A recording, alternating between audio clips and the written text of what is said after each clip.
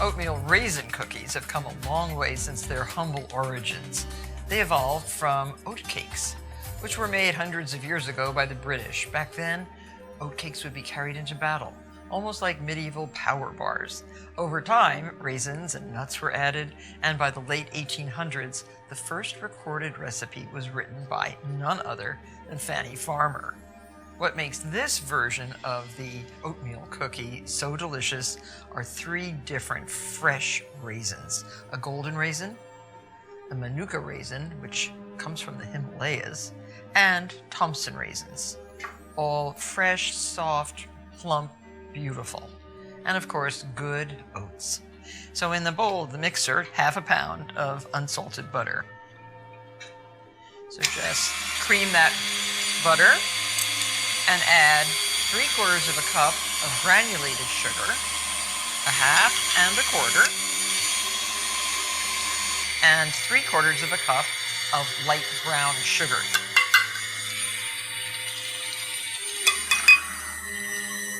You can add 1 tablespoon of vanilla extract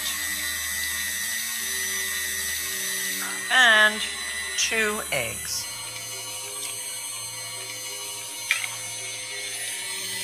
The eggs lighten up the butter and sugar, make it nice and fluffy.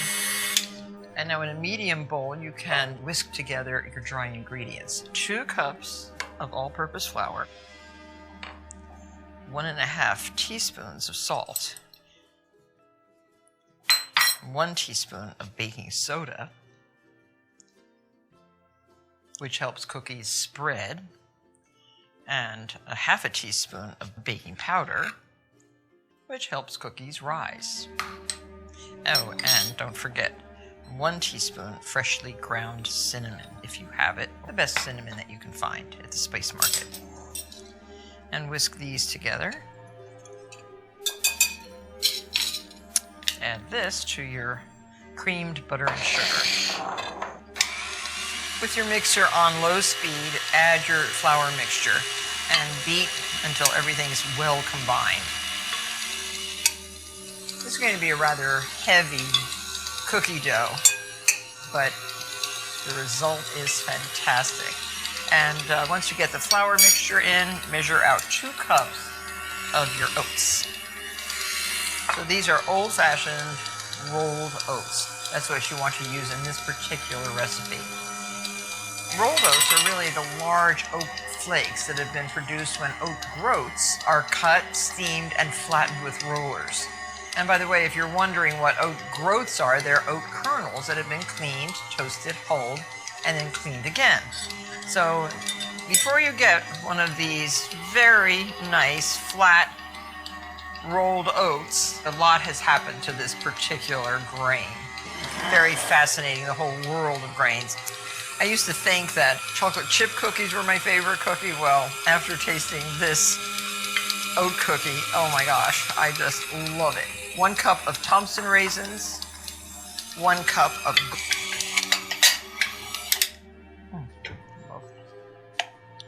So that's your dough.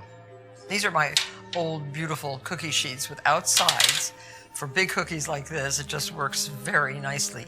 And I'm using a 1/2 cup ice cream scoop, but it's going to actually come out to be 3/4 of a cup because I am using heaping scoops like this, formed into about a 4-inch flat round.